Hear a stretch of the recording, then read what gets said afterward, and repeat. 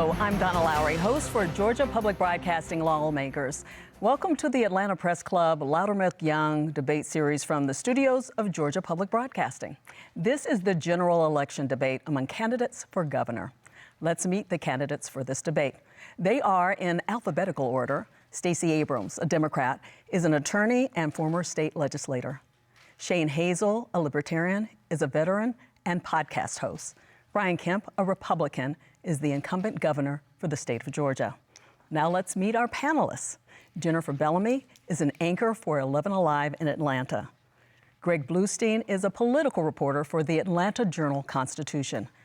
And Chuck Williams is a reporter with WRBL in Columbus, Georgia. For complete rules on today's debate, please visit the Atlanta Press Club website, atlantapressclub.org/debates. To start the debate, each candidate will be asked 2 questions. Candidates have 60 seconds to answer each question. Chuck Williams, you get the first question of Stacey Abrams. Thank you, Donna.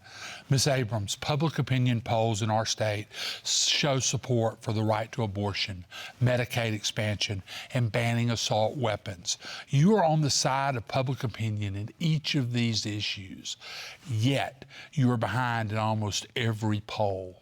Why? First of all, thank you so much for having me, and I appreciate the opportunity to address the communities of Georgia. The reason people are on my side are because I'm on the right side of history and on the right side of the issues. But we also know that polls are a snapshot. The question is, who are they taking a picture of? When I'm going across this state, the people I'm talking to are excited about this election, but they also know that they're often left out of the conversation. Students who have found themselves struggling to finish college because they don't have access to financial aid. Families that are struggling to decide between food on their table and healthcare costs. Families facing rising prices. And everyone I've met is afraid of the gun violence and the rising violence in the state. I do not believe that I'm behind. I believe that I'm making the case for Georgia, the case for electing me as the next governor, because the current failures we have seen in this state are not only damning, they are disqualifying. And over the next few years, we have an opportunity to change the trajectory of the state. And I look forward to leading our state forward. Thank you very much. Greg Bluestein, it's your turn to ask a question of Brian Kemp. Thank you, Donna. Governor, in recent weeks, 2 recordings have surfaced in which you left the door open, or you appeared to leave the door open, to questions about whether you'd push to ban emergency contraceptives and whether you'd back a statewide ban on the destruction of embryos. Can you tell us right now whether you'd push for these measures or any other additional restrictions on abortion now that the 2019 law is in effect? No, I would not. I mean, look, we were at many campaign events. People come up, secret recordings, couldn't completely understand the conversation that's going on. But no, that's not my desire to do that. Georgians should know that my desire is to continue to help them fight through 40-year high inflation and high gas prices and other things that our Georgia families are facing right now, quite honestly, because of bad policies in Washington, D.C. from President Biden and the Democrats that have complete control. And thankfully, working with the Georgia General Assembly, we've been able to work to help give some relief to people despite what's happening in Washington, like giving a income tax credit back to our citizens, cutting taxes, also suspending the gas tax since March now, $800 million of relief for our hardworking citizens. So that is what my focus has been on, and it's what it will continue to be on. Thank you very much. Jennifer Bellamy, your question for Shane Hazel. Mr. Hazel, Georgia seems to be struggling right now in dealing with how to legally take on the issue of cannabis in the state. What do you think needs to be done here? How should Georgia address the issues surrounding marijuana? I guess a perfect question for a libertarian. We believe that cannabis is a plant that grows from earth naturally, and the hubris that the federal government has shown in making a Schedule I drug while also holding patents on it is one of those things where we find it somewhat laughable. And it is. It is a right of people. It is medicine. It is something that we can add to our industry here in Georgia and really displace a lot of what comes in from outside of Georgia. This is a huge win for Georgia. We have a great agricultural sector. We can grow 2 bumper crops of cannabis every year. The idea that it is still illegal and that Brian Kemp has talked about this and tweeted about it as it is a good thing when we make cannabis bust and cannabis bust only is a real sign that the government in Georgia is using it for the prison industrial complex, for the law enforcement complex to go after communities that would like to see freedom in this area. So it's a right. That's how we see it as libertarians. All right. Thank you very much. You have a rebuttal? Yeah, I would just like to make sure people at home know that I have been doing exactly what I told them I would do when I was campaigning for governor, and now that I am your governor. We have been going after street gangs and drug cartels. So the things that we're tweeting out there is when our great men and women in law enforcement are making drug busts, not from recreational users It's a and plant. other things. But that's what my focus is on. All right. Thank you very much, gentlemen. Greg, please ask a question of Stacey Abrams. Yeah, Ms. Abrams, in 2018, you didn't concede defeat to Governor Kemp, and you talked to systemic problems with the state's election system. This election, do you commit to accept the outcome of the vote, regardless of what it shows? And do you stand by your use of words like rigged 4 years ago to describe the state's election system? In 2018, I began my speech on November 16th acknowledging that Governor Kemp had won the election. I then proceeded to lay out in grave detail the challenges faced by voters under his leadership as Secretary of State, including the 10+2 who were arrested in Quitman, Georgia, because they had the temerity to use absentee ballots. I told the story of students who were denied access to the right to vote, even though they had duly registered. 80,000 complaints had come in by that day, and it took 4 years of federal investigation in a lawsuit that was the longest-running voting rights lawsuit in the state's in recent history that proved us right. Now, we didn't win every single claim, but we forced massive changes to the election laws. And unfortunately, Brian Kemp and Brad Raffensperger have decided to restore their greatest hits. Just today, a homeless woman was denied the right to vote in Forsyth County because she did not receive a provisional ballot because she had been challenged. As governor, I intend to stand up for the right to vote. I will always acknowledge the outcome of elections, but I will never deny access to every voter, because that is the responsibility of every American to defend the right to vote. Thank you. Brian Kemp, rebuttal, 30 seconds. Well, I would just say that Ms. Abrams is going to do a lot of attacking of my record tonight because she doesn't want to talk about her own record. In 2018, in the governor's race, we had the largest African-American turnout in the country. She said that Senate Bill 202, our recent Elections Integrity Act, what we passed 2 years ago, would be suppressive in Jim Crow 2.0. Just this past May in our primaries, we again had record turnout in the Republican primary and the Democratic primary. In Georgia, it's easy to vote and hard to cheat. And I'd like to add just a second here, as the libertarian. 30 seconds for you. Although you will push for people to have access to going to the polls and voting, you're not pushing ballot access. This is a huge oppression for people like the third parties, the people that want to get their people on the ballot. We have, I think, 20% Democrats, 20% Republicans in the state of Georgia. That leaves 60% of people in Georgia unrepresented by ballot access laws that both of them support. 30 seconds, Ms. Abrams. Actually, to correct Mr. Hazel, I co-sponsored legislation to expand ballot access because I agree with you that third parties should have better access to the right to vote in the state of Georgia. Never heard. I co-sponsored it with one of our independents in the state legislature. But let's be clear about ballot access and voter access. Brian Kemp was the Secretary of State, and he has assiduously denied access to the right to vote. We know that the right to vote is the only way that we can make the changes we need in the state, the only way we can make the changes we need in this country, whether it's access to the right to an abortion, the ability to take care of our families. We need a governor who believes in access to the right to vote and not in voter suppression, which is the hallmark of Brian Kemp's leadership. Thank you very much. We're going to move on. With all due respect, I was called out. I would like to just the record reflect, as my time as Secretary of State, I'm the person that created the online voter registration system in this state, where any Georgian can vote, register to vote 24 hours a day, 7 days a week.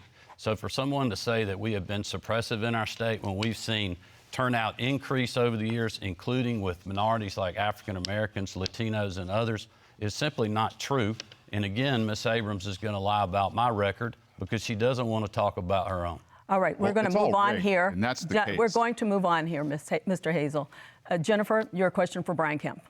Governor Kemp, several hospitals and medical centers across the state have announced or gone through with plans to close their doors, leaving a gap in care and a reduction in services at a time when our healthcare workers are already suffering from burnout, from increased demand and workloads. Many are now facing care that will be delayed or unavailable, while our state's capital will soon have only one level 1 trauma center. What will you do to ensure Georgians have access to critical healthcare services and hospitals? Well, I would just remind voters at home there's also hospitals being built across this state and new options for people for health care.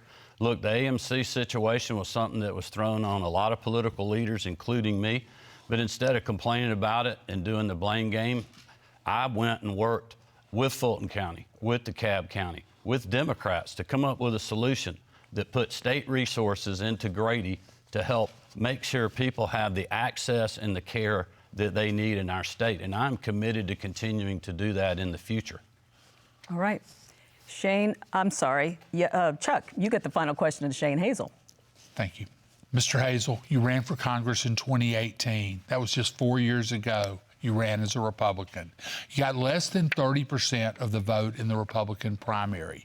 What happened between then and now that made you a libertarian? Oh, I actually came back to my roots as a libertarian. We believe in freedom. We saw what the Republican Party was. We saw what the Democratic Party was. They are force and coercion. No matter what they talk about, it's force and coercion.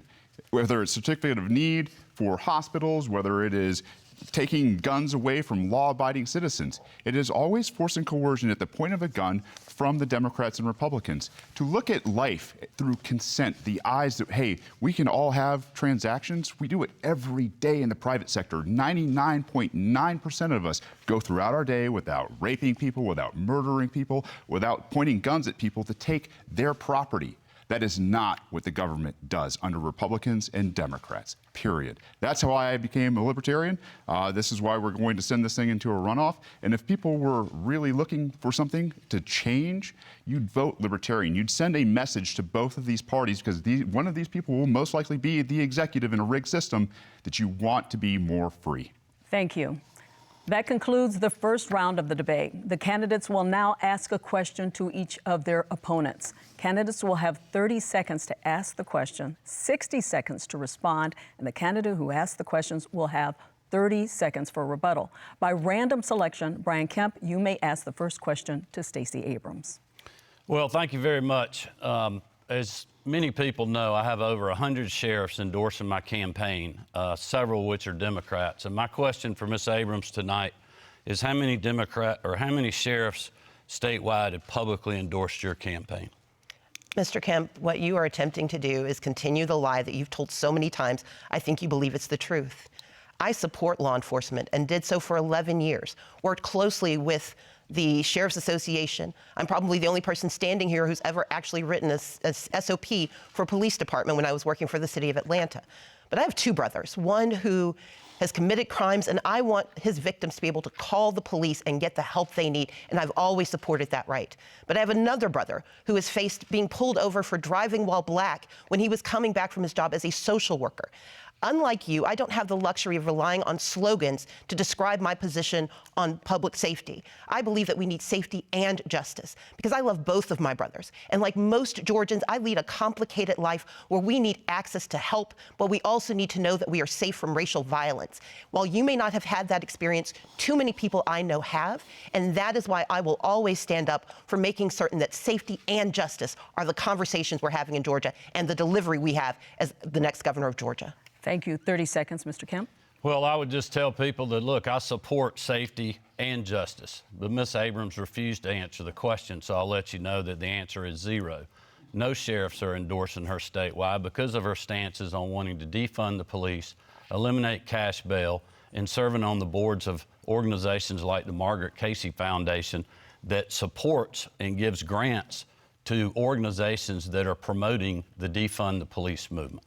If I may respond, because he actually lied there. Yes, 30 I do seconds. have the support of sheriffs, but unlike Mr. Kemp, I do not make it my plan to list every person who supports me. I have the support of sheriffs, I have the support of advocates, I have the support of victims, I have the support of those who want to be treated fairly in our system.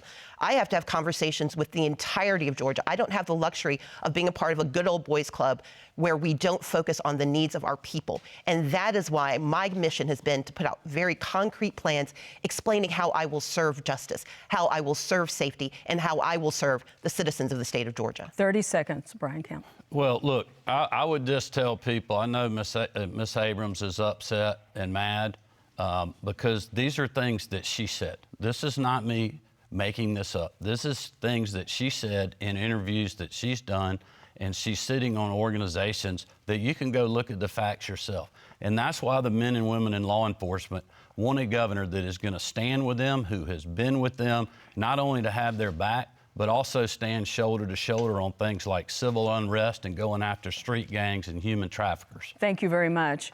Stacey Abrams, you get the next question for Shane Hazel. Mr. Hazel, Republicans and Democrats have raised the alarm over the rise in the Chinese Communist Party-backed companies purchasing American farmland. To date, they've purchased more than 1 million acres of farmland in the state of Georgia. Would you agree with Mike Pompeo that allowing those purchases in the state of Georgia is a sign of madness? And would you be concerned about the national security implications of the Chinese Communist Party purchasing this land with the support of the state of Georgia? I see the setup for this question. I understand why it was projected at me. As libertarians, we believe that you own your property and that the state can't take it away from you and can't sell it or can't determine who you sell it to.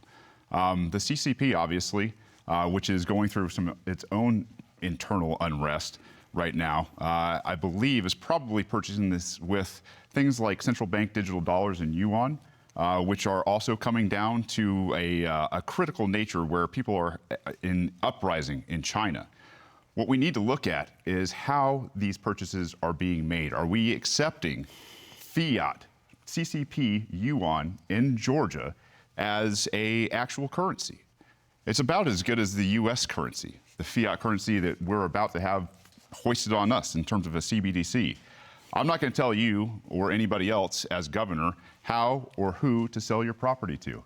And I imagine that in the end, the free market will work itself out. Thank you. Stacey Abrams, 30 seconds. The state of Georgia is watching our farmland be purchased by the Chinese Communist Party. And while that is not normally a conversation that we have, it is something that we should be concerned about. Agriculture is our #1 industry, and Georgia has 13 military installations. The fact that the state of Georgia is working with the Chinese Communist Party, using one of their technologies that both Donald Trump and Joe Biden have warned is very much a national security threat, should be of great concern to every Georgian. This is not about being concerned simply about who's owning the land, but it's about how much access to our information they have because of this state. Thank you. Shane Hazel, you may ask your question of Stacey Abrams. Yeah, I'd agree with you. The military-industrial complex is a big problem. It is. And the fact that we have people trying to come here to, I don't know, get a backdoor into our military, I think one of the things we should be talking about as Georgians and as executives is the Defend the Guard Act, where our military has been used very, I don't know, haphazardly around the world to go and take resources from the Middle East or now in Ukraine. Mr. Hazel, your question. This is my question to who? To Stacey Abrams. Oh, we've already switched gears. Yes. My question to you, I'm sorry. It's okay. I have hearing problems, guys. My question to you is, I mentioned CBDCs. As the executive of Georgia, when we come into a CBDC from the Federal Reserve, will you, as the executive, accept this CCCP-style currency?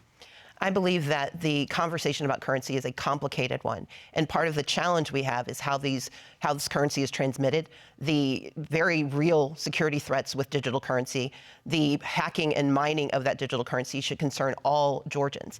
As the governor of Georgia, I will work very closely with the Federal Reserve, but also with the innovators and the entrepreneurs who do see an opportunity. But before we take a step forward that could put us at risk, our responsibility is to understand the complexity of what is happening with these transactions. And as exciting as it is, we also know it's deeply problematic when we do not have the adequate safeguards in place. That's one of the reasons I've raised concerns about WeChat and about the purchase of farmland. But what we know overall is that we need a governor who is conversant in these issues, who understands that, for example, in the state of Georgia, we have access to $3.5 billion in American currency that could be delivered tomorrow to save our hospitals and to save our lives. But our current governor has refused to accept accept those dollars. My intention is to do what's best for the state of Georgia every single day. Thank you. Shane Hazel, you get a 30-second rebuttal. Yeah, working with the Federal Reserve, who's got us into the mess that we are in right now because of a centralized fiat currency, it will be absolutely worthless. They will be dangling carrots in front of the governor, in front of the executives, in front of the legislature to do exactly what their mandates are. If they are mandating that they take the property of people, then they will do it. If they want to invade your homes, your privacy, your businesses, they will do it because of CBDCs. All right. Stacey Abrams, please ask your question to Brian Kemp. Absolutely. Mr. Kemp, under your leadership, there is currently a 100-year gap between minority-owned businesses and majority-owned businesses. Although minorities comprise 48% of the population, they only generate 12.2% of the business revenue in the state. And under every analysis that we have seen, it will take 100 years to close that gap, given the current process that you have in place. You served 4 years in the Senate, 8 years as Secretary of State in charge of businesses. You served 4 years as governor. What are your concrete, specific, targeted plans to decrease and address the racial equity gap currently facing contracting and purchasing for minority-owned businesses? Governor Kemp? Well, I would remind Georgians that the first part of my plan was keeping our state open for business and allowing all business people and working Georgians to work when Stacey Abrams was criticizing me for doing that. Also pushing to get our kids back in the classroom when, again, Stacey Abrams was criticizing me for doing that. A lot of Georgians, including African Americans and other minorities, cannot go to work if their kids are not in the classroom. We have the lowest unemployment rate in the country for African Americans. We also were named we're in the top 10 of the states for black entrepreneurship in the state of Georgia. So our economy is incredible, and we will continue to work with all of those entrepreneurs in the days ahead and working class Georgians, because we are the ones that have been fighting for you when Miss Abrams was not. We were giving tax refunds. We were doing tax cuts. We were suspending the gas tax to help you deal with 40-year high inflation when she was criticizing us. Stacey Abrams, 30-second rebuttal. I would point out that Mr. Kemp did not address the needs of purchasing and contracts for black and brown-owned businesses, which is what he has refused to do for the last 16 years. We know that $10.9 billion has been delivered to the state of Georgia through 2 recent acts at the congressional level. And Brian Kemp does not have a plan for making certain that people of color have access to those contracts, access to purchasing. It was only in July of this year that he finally acknowledged that there might be a problem. He has said that we need to study it. I would tell him, just cheat off of my paper. I know the answer. We need a governor who actually believes in equity, racial equity, economic equity in the state of Georgia, and I will deliver. Thank you. Shane Hazel, please ask your question to Brian Kemp. Brian, in 2020, on April 2nd, you locked down Georgia, threatening peaceful people with force and coercion.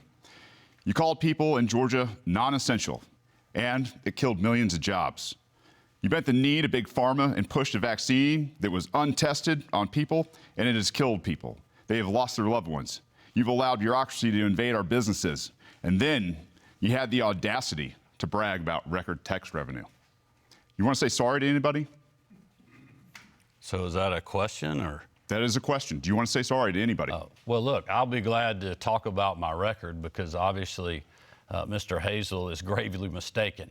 If you look at the executive orders that I signed, we said every business in Georgia was essential. There was a few that we asked to help us stop the spread, flatten the curve, build PPE supplies and hospital bed capacities. Because unlike him, I was getting the calls from hospitals saying, hey, we are out of surgical gowns. We're out of masks. We need ventilators. And we were literally working 24/7 to supply those items while also keeping our economy open in this state. And as you know, I was the first state to open the small parts that we asked to close, and our recovery's been as good as any state in the country. We have had 2 record years of economic development because of our business environment, working with the General Assembly to make sure that we're putting Georgians first and Georgia businesses and Georgia workers first, and that's what I'm committed to continuing to do. 30 seconds, Mr. Hazel. You should have put Georgia freedom first, period. You didn't have the power to lock down businesses. And you signed the executive order on April 2nd. It was clear as day. I sat there and watched you do it. And I was like, there is no coming back from this. The idea that the default was to lock down Georgia instead of trusting Georgians with their freedom to adapt in a time of very changing circumstances, I think is a tyrant move. And I think the left and right are fascist and communist socialists, whereas we're talking about real liberty, trusting Georgians with those decisions. Thank you, Mr. Hazel. Brian Kemp, you have the final question in this round for Shane Hazel. Well, I would just ask Mr. Hazel if he supports the things that we have done, because we were open and Georgians were working and we've had excess revenue. So instead of doing big government... That's our tax money. Okay. Yeah, no, I don't support it, because Your here's the thing is, when we get to that point, when we talk about what you're doing... I was fixing to ask my Finish your question. Please go ahead. I would just say, do you support the tax cuts we've done, returning $1 billion of taxpayer money and suspending the gas tax for Georgians to help fight through 40-year high inflation and bad domestic energy policy? Georgia, I hope you hear me when I say libertarians think taxation is theft. It's your money. It's your property. Yeah. You should be able to determine what you do with it. I don't support the fact that you haven't ended qualified immunity. I don't support the fact that you haven't ended civil asset forfeiture. I don't support the fact that you haven't ended the drug war. You haven't ended nonviolent crime. You haven't ended cash bail. You haven't ended no-knock raids. You haven't implemented community review boards. And you haven't banned blacked-out cop cars that go after people for more money. It's ridiculous. De-escalation by the executive to leave peaceful people alone in the state of Georgia. That's my message to both of you, to everybody in the state who wears a badge. Stop going after peaceful people. Mr. Kemp, 30-second rebuttal. Well, that's simply not true. As Georgians know, I have followed the laws and the Constitution of this state. And I ran on going after criminal street gangs because I knew there was an issue in our state when other people wouldn't even talk about it and the media wouldn't acknowledge it. And you look at the amount of fentanyl that's coming across the southern border because of bad border policies from this administration. Every governor in the country is having to deal with that. So yes, I'm going to go after bad people that are selling bad drugs and killing our children and our other citizens. The free market way to do that would be to allow cannabis and psilocybin to handle the mental health issues. Okay, well, I wasn't talking about cannabis. I was talking about deadly fentanyl. Gentlemen, stop busting them then. Gentlemen, we're going to move on. That concludes our second round. For those just joining us, this is the general election debate between candidates for governor. We will now go back to the panel to ask questions to the candidate of their choice until we run out of time.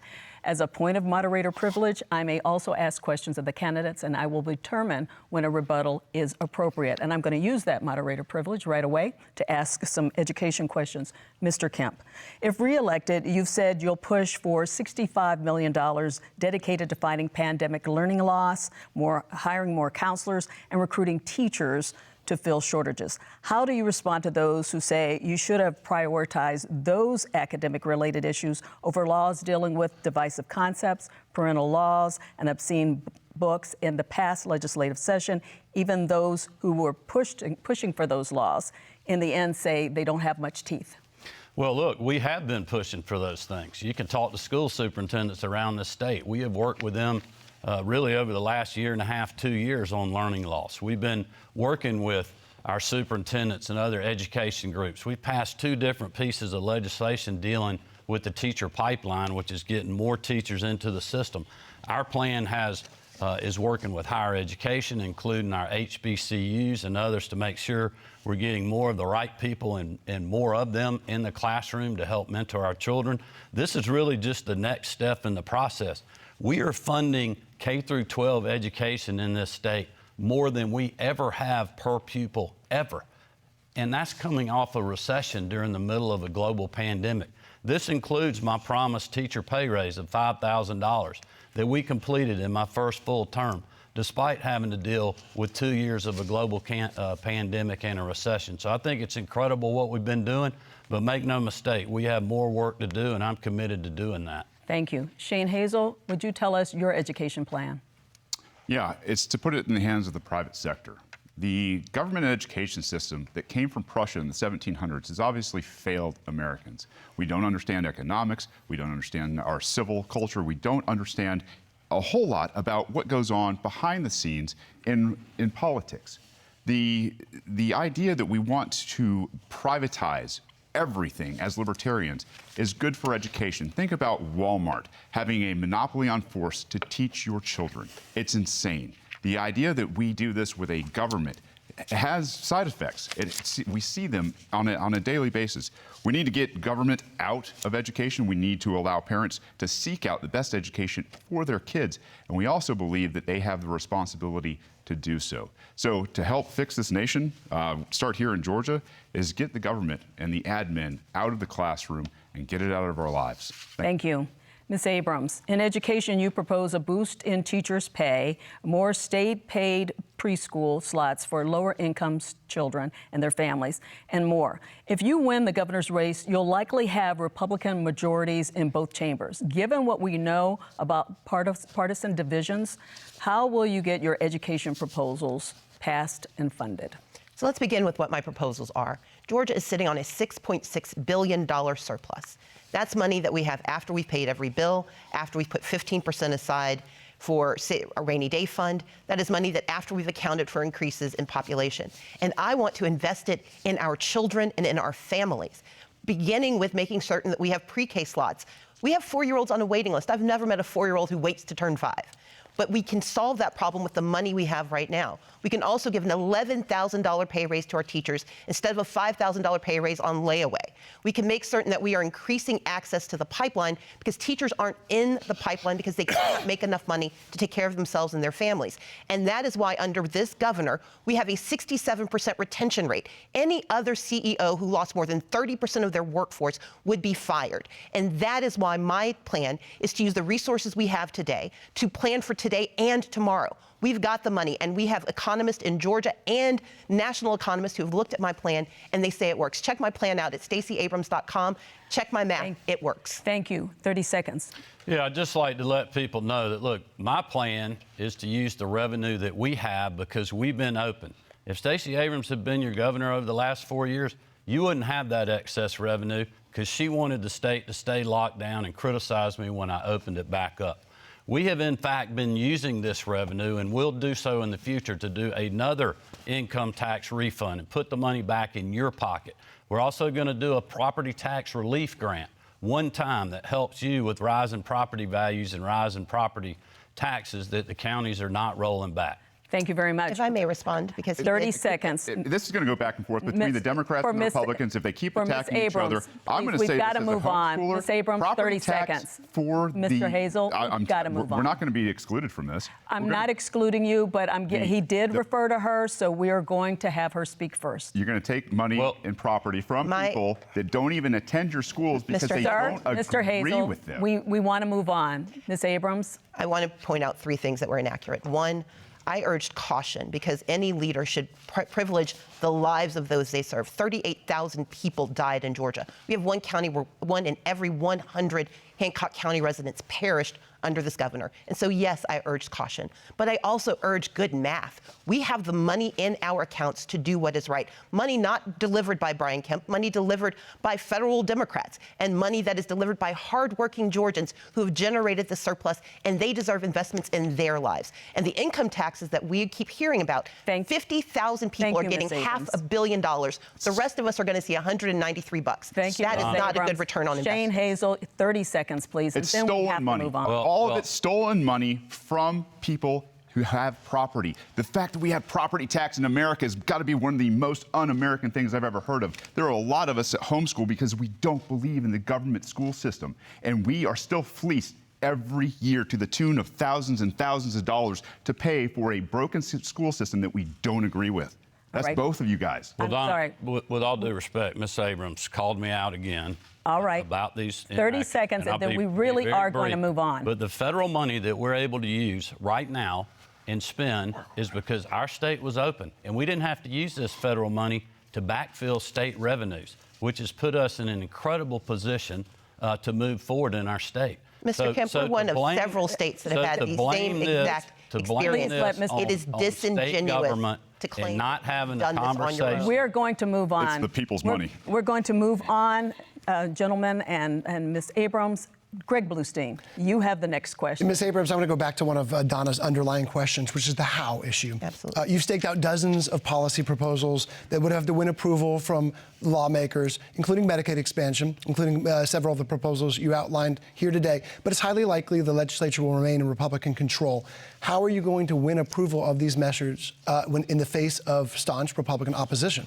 Well, I don't actually believe there is staunch Republican opposition. I served in the legislature for 11 years, and every day during my tenure, I worked across the aisle to get good done. They put it in my title. I was minority leader, meaning I couldn't win unless I could work with others. That is why I'm the only person I know of who got an A rating from the Georgia Chamber of Commerce and the Friend of Labor Award for the same work in the same year. The work that I do is working with people to find out how we get solutions. Medicaid expansion is a perfect example. We have 19 hospitals at risk of closure, joining the 6 hospitals that have closed under this governor. We are sending a Brinks truck of $3.5 billion of our money to Kentucky, to Louisiana, to Ohio, because this governor will not accept the money. And the resources that we need in our state will come to our state when we have leaders willing to work across the aisle to bring our money home. But it's more important than that.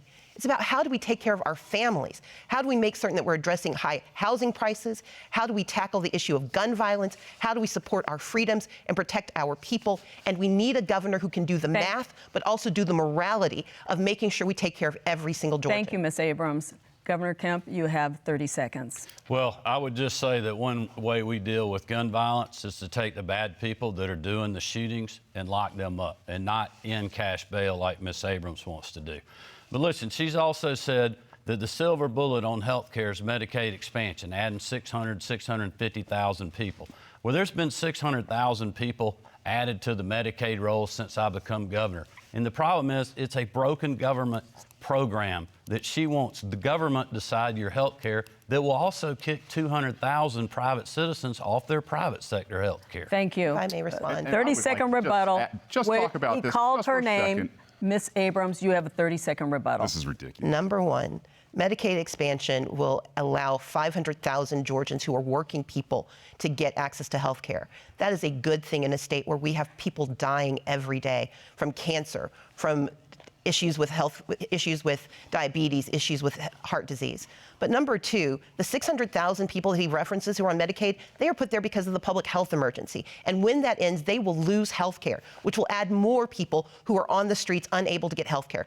Under this governor, we've lost 6 hospitals. We have ambulance wait times that are excessive, and our Thank you very people much. need relief, I would and like they to need weigh their in. money back. I would like to weigh in We as a want veteran to here. give our panelists Yeah. a chance to ask more But- questions. So, we're just going Chuck back and Williams, forth. it is your We're just turn going to back ask a and forth. question, Mr. It's insane. Governor, the Democrats have controlled the U.S. Senate for 2 years because Georgia shifted from 2 Republicans to 2 Democrats in January of 2021. One of those seats was held by Kelly Loeffler, a person you appointed to that post. She then lost to Senator Warnock. Do you wish you had made a different choice when you selected Kelly Loeffler? Well, no, not at all. I mean, I was excited about her candidacy. I know she worked extremely hard. It was a very challenging environment in 2020. And I think it goes to the point that in 2020, watching that election, I learned a lot of lessons. You know, a lot of the things that we haven't been doing with the ground game from a political perspective, we are now doing. Making sure that when we're campaigning, that we're making sure what we know the differences are with the candidates, but also we got to be for something. And what I'm for is doing another $1 billion tax rebate, for doing property tax relief grants, for continuing to strengthen rural Georgia and run rural broadband like we have been doing, that we started this program long before the pandemic hit. Doing economic development projects where 74% of the investment of over $30 billion over the last 2 record years is going to rural Georgia. Over half the 80,000 jobs that are going with those projects outside the 10 metro counties in rural Georgia, and I'm committed to doing that in the future. Mr. Hazel, if you would like to have 30 seconds, you may. Thank you very much. The state of Georgia needs a governor who understands econ. The $200 trillion of unfunded liability in this country, as a veteran, understanding that we have a veterans healthcare system that is in shambles. They treat you as a liability, and they will throw pills at you every chance they get. They won't actually address your health. There is no way on earth we're going to expand that to the rest of the 99% of the country. It's a fairy tale, and it doesn't exist. That's why the economy is collapsing, because they continue to print trillions and trillions of dollars and hike interest rates at the same time. Thank you very Policies much. like that are going to do the same. Thank you. Jennifer Bellamy, it's your turn to ask a question. This question is for each of you. What do you see as the biggest challenge facing Georgia and Georgians, and how do you think it should be addressed? What will you do as governor to address that challenge? Let's start with you, Stacey Abrams. Gang crime is up. Gun violence is up. Housing prices have skyrocketed. Equity investors have purchased 30% of the homes in the state of Georgia. We have 1.4 million people without health insurance who cannot see a doctor when they need one. We live in a state of fear. And this is a governor who, for the last 4 years, has beat his chest but delivered very little for most Georgians. He has weakened gun laws and flooded our streets. He has weakened our privacy rights and women's rights. He has denied women the access to reproductive care. The most dangerous thing facing Georgia is 4 more years of Brian Kemp. We need a governor who actually understands the math and the morality. We need to understand that, yes, we have veterans, like Mr. Hazel pointed out, who can't get access to health care, in part because they're not fully covered by VA benefits and will only get health insurance if we expand Medicaid. We have seniors who are being forced out of their homes because this governor refuses to address the issue of housing crises. In fact, he told an audience that he didn't want to upset investors by giving local authorities control over housing prices, letting them address the issues. We need a governor who will do more for more Georgians. I want to give each one of them a chance to answer Jennifer's question. Shane Hazel. The biggest problem facing us is the economy. But to quote the great Rothbard, the man who puts all the guns and all of the decision-making power into the hands of a central government and then says, limit yourself, is he truly the impractical utopian? The idea that the economy isn't the biggest problem that we have in Georgia is because people don't understand economics. These guys don't understand economics from Republicans or Democrats, or else we wouldn't be in the hole that we're in terms of trillions and trillions of dollars. What we need to do is get back to basics, Austrian economics, where we get rid of this cancer that has invaded every transaction that we have through a fiat currency system, creating freedom for everybody in Georgia is the default position. Not more government, not more programs, not more policies, not more point at the barrel of a gun, force and coercion. It is freedom. All right. Brian Kemp, your answer to the question. Well, I'll first, since I didn't get a rebuttal after being called out, would just let Georgians know again that my record's being attacked because Ms. Abrams doesn't want to talk about her own record. If you look at what the state of Georgia and our First Lady, Marty Kemp, has done to raise the awareness on ending human trafficking, going after the perpetrators and supporting the victim, as well as us working with the General Assembly to give Medicaid benefits to birthing mothers up to a year after having that child and other things, shows you our state that we value life and that we care. But in the future, my focus is going to be what it was when I opened the debate. And that is helping you fight through 40-year high inflation and disastrous policies in Washington, D.C. I would remind you that Stacey Abrams campaigned to be Joe Biden's running mate. She supports these policies that have raised taxes on hardworking Americans and Georgians when they promised they would not.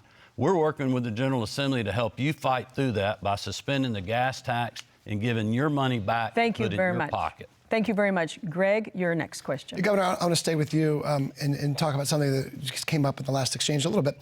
Earlier today, you rolled out a new public safety plan that offers a crackdown, promotes a crackdown on criminal offenses. What it doesn't specifically address is gun violence. Your critics say that your permissive gun policies will only lead to more crime. What do you propose you will do in a second term if you're reelected to address gun-related crimes? Well, again, we're going after the people that are doing these gun-related crimes. I mean, and that's what we're doing, going after street gangs in this regard. You know, during the pandemic, when I was talking to people about how we were responding and what we were dealing with, I was hearing from educators and athletic directors and other people saying, Governor, we got to get our kids back in the classroom because we're losing them. We're going to lose them a decade of children because these kids that we're recruiting when they're 13, 14, 15 years old to be on the ball field or be in the band or be on the robotics team or what have you, extracurricular activity, they're being recruited by street gangs because they're not in the classroom.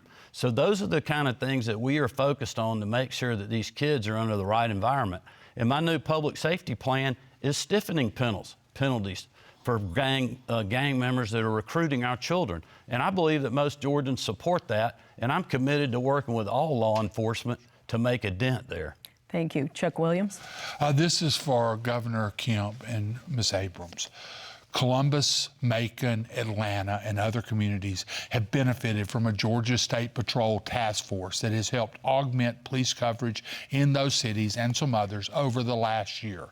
What can be done to make sure that local agencies that are short on officers can handle these policing duties without having to rely on the state? Ms. Abrams? Well, Yes. you actually asked Mr. Kemp I first. said for both. Okay, Yeah, it's for both. Governor. Yeah, look, I'm glad to answer that question. The crime suppressing unit that I asked Colonel Wright to put together during civil unrest when I grew tired of local elected political leaders that wouldn't let their local law enforcement go after dangerous people during civil unrest, that had no chase policies, where street racers and street gangs are terrorizing our citizens. I told Colonel Wright I wanted a plan, I wanted to know how much it's going to cost, and I want to know who we're going to work with. And that's why the State Patrol, GBI, Department of Natural Resources, game wardens, working with the Fulton County Sheriff, who's helped us with jail facilities, the Atlanta Police Department, we went and put a plan together to start going after street racers and going after violent criminals and have more boots on the ground.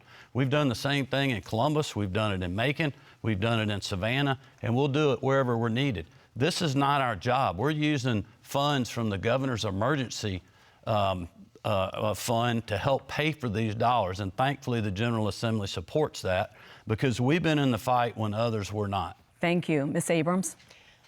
Street gangs did not shoot 6 Asian women going into a gun store, getting a weapon, and murdering women in less than an hour. Street gangs aren't the reason people are getting shot in grocery stores and in parking lots and at schools. Street gangs are one part of the problem, but we have a governor who has weakened gun laws across this state, flooded our streets with guns by letting dangerous people get access to those weapons. Georgia does not have a waiting period. We do not have universal background checks. And one of the few permits that we had that was helping keep us safe stopped 5,000 people who should not have had weapons from getting them, got weakened by this governor with his criminal carry law. As the next governor, my intention would be to actually give the people who do 90% of law enforcement the support they need. We know that they have asked for at least $136 million so they can recruit and retain officers. I am the only candidate who's put in place a plan for at least $25 million in grants, not loans, to go to these local law enforcement officers so they can recruit and retain officers so that their officers aren't working 2 or 3 jobs simply to make ends meet. Thank you. Before your rebuttal, Governor Kemp, Shane Hazel, Thank you may very much. respond to this question. You keep going back to guns, Stacey, and I think it's going to be your undoing here in Georgia. Georgia, we're going to have less and less gun laws, whether it's under Republicans or Libertarians. Libertarians don't believe in any gun laws. We believe that you know how to best protect you and your property. And the biggest mass murderer in history is government. It's not private citizens. Most private citizens, like I said before, go throughout their day without doing any harm to anybody. However, the people in the government with all of the guns still go after people with a badge when they shouldn't have to. In Holly Springs, Georgia, I introduced the Helios Initiative, where we got rid of civil asset forfeiture. It was a one-page bill through decentralization, nullification, using the Constitution that made the officers in Holly Springs safer because they don't have to go out there and they don't have to harass people of color while driving while black. They don't have to go out there and look for drugs. They don't have to go out there and do any of these things because civil asset forfeiture is also the government stealing more than criminals, hardened criminals, from anybody and everybody in the state of Georgia. Thank you. Governor Kemp, 30 seconds. Well, thank you. I would just let people at home know the largest, fastest growing segment of the population that's buying handguns and firearms is African Americans and females. You know why? because the criminals are the only ones that do have the guns. You have local governments that are holding up concealed weapon permits that are keeping law-abiding citizens from being able to simply use their Second Amendment right to protect themselves and their property and their families. I will certainly support that. Thank you. Mr. Hazel, may I respond? Yes, 30 seconds. Let's be clear. I believe that we can protect the Second Amendment and protect second graders at the exact same time. That means that, yes, more people are buying guns, but that's because they think that's the only way to protect themselves because guns have flooded our streets. These are communities that want to be safe. They don't want to have to carry weapons. I know how to shoot. My great-grandmother taught me. But I know that the person who is most responsible is the person who holds the weapon. And that is why I will quote Ronald Reagan, trust but verify. And because of the criminal carry law that Brian Kemp signed into law, there is no longer a background check for those who have concealed carry permits. That makes all of us Thank you less very safe. much. How are you going Thank you to very take much. the guns? Don, Jennifer if I Bellamy. could respond. How is she going to take the guns? That's a We great really question. want to move on. Well, there is a 30 federal seconds. background check. There's a federal background check on every individual that buys a firearm in the United States of America. Which shouldn't Not true. exist either. That is not true, Well, Mr. the point, Mr. I Kemp, that's not understand, true. I understand the point you're making, but the point is, when you buy a firearm, you get a background check. Mr. And Kemp, none of the laws More tyranny. changed on Mr. who- Kemp, if you purchase None a of- weapon in Georgia through a gun sale or a private sale, Well, through Ms. a gun Abrams, show or I a private sale, haven't- you're I not All right, subject we're to that. gonna I have to move on. interrupted you tonight. And I would apologize. appreciate it. Candidates, we I do have to apologize, move on. Mr. Kemp. I'm I going to apologize. allow Jennifer to ask what's going to be the final question in this round. A study recently showed frustration among our nation's teachers with political interference into education, with issues like COVID-19 and critical race theory presenting additional challenges to a profession that's already dealing with low pay, falling interest, and people leaving. What would you do specifically as governor to recruit, retain, and empower educators for schools across the state of Georgia, for each of you? Shall I? All right, we'll start with you, Ms. Abrams. And let me again apologize to Mr. Kemp for interrupting. This is a very important topic to me, and I apologize for my outburst. I will say that when it comes to education, we know teachers are leaving the workforce. We have a 67% retention rate, but 70% of our teachers have said they would not recommend teaching to their colleagues. That is because of low pay, because of overregulation, because of high stress, and because they believe that they are being told to teach to a curriculum that does not reflect the values and needs of our students. When a teacher is told that you have to lie to a child, which is what happened with the divisive language, the divisive concepts legislation, teachers are not being able to teach a whole history of our students. They're not able to tell their children what they need to know. As the next governor of Georgia, I will repeal those laws, I will increase you. pay, and I will make certain that all of our teachers can start and continue through their time Thank well you very paid much. and well protected and well supported by the governor of Unfortunately, Georgia. we're running out of time, so only 45 seconds. So, Brian Kemp? Well, I would just say this is exactly why I did the $5,000 teacher pay raise that I ran on in 2018. We've also done a Parents' Bill of Rights to have parents fully engaged with their schools to make sure that they know what's happening to their kids. Quite honestly, people are tired of their kids being indoctrinated in the classroom. But we've also worked with our educators on these pieces of legislation to make sure that they make good common sense. But I would also tell you that people are tired of these issues like not having fairness in girls' sports and other things. And quite honestly, it's woken a lot of people up. So we got to continue to have good conversations like we've done with our teacher pipeline legislation, like we're doing with helping 9,000 parapros get fully certified to be in the classroom. Thank you helping our very kids. much. Shane Hazel, you get 45 seconds. Your question raises a lot of interesting points. A lot of these teachers, like my own wife, has left the profession of teaching to homeschool, to go to private school, to do something outside of this narrative where admin from the federal government and the state government is forcing them to teach things they don't want to teach to test. They can't stand the administration who makes six figures. It is bloated. It has absolutely gotten out of control. We need to nullify property tax. We need to let people get out of the system. We need to allow the private sector to work, because before education was put under the thumb of government here, we had some of the brightest, most well-read people in the entire world, and that's what we need to bring back. All right, thank you very much. We are running out of time, so that is all the time we have for questions. Each candidate will now have only 40 seconds for a closing statement. And Brian Kemp, you get the first closing statement. Well, first of all, let me thank the Atlanta Press Club for having us. When I ran for governor in 2018, I promised to put hard-working Georgians first ahead of the status quo and the politically correct. I said shortly after being sworn in, I would work hard as your governor every single day for all Georgians, whether you voted for me or not. I'm so optimistic about the future of our state, the lowest unemployment rate in the history of the state, the most people working, and economic opportunity in all parts of our state, no matter your zip code or neighborhood. Stacey Abrams said Georgia's the worst state in the country to live. Well, Marty, the girls and I disagree. We think Georgia's the greatest state in the country to live, work, and raise our children, and that's why I'm asking for your vote and support to keep it that way. Thank you, and God bless. Thank you. Stacey Abrams, 40 seconds. I, too, want to thank everyone tonight for your support. And I want to point out that Brian Kemp did make promises. He promised to keep us safe, but crime has gone up. He promised to protect us, and yet he's attacked our freedoms. He has promised to take care of our families, and yet the rising prices in Georgia are rising because he refuses to expand Medicaid, because he refuses to tackle the affordable housing crisis that we have, and he's sitting on $400 million of our money that he will not spend to keep us under roofs and in our homes. As the next governor, I want us to have more money in our pockets, more protections in our lives, more freedoms in our days, and more opportunity in our communities. I see all of Georgia, and as the next governor, it would be my intention to serve all of Georgia. I encourage you to go to my website, StaceyAbrams.com, and please make a plan to vote, and know that I'm asking you for your vote tonight. Thank you. Shane Hazel, you get the final 40-second closing statement. Georgia, you are essential. We are in changing times. Technology, money, politics are all changing incredibly fast. As humans, our superpower is our ability to adapt to a changing world. This power to adapt, our passion and genius is unleashed when it is free.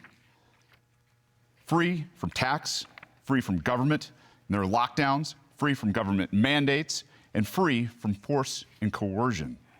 You know best how to adapt and run your life, and that is your right to do so.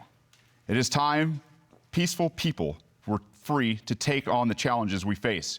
Our message to the government is simple. It's time to leave peaceful people alone. If you believe the government is so damn essential, we have to go. I'm sorry. Stop robbing us at the point of a gun and compete. That concludes our debate. We'd like to remind voters that Election Day is Tuesday, November 8th, and early voting has already begun. Our thanks to the candidates and to our panel of journalists. We'd also like to thank the Atlanta Press Club for arranging today's debate. For more information about the debates they will host this election season, visit atlantapressclub.org/debates. I'm Donna Lowry. Thanks for joining us for the Atlanta Press Club debates.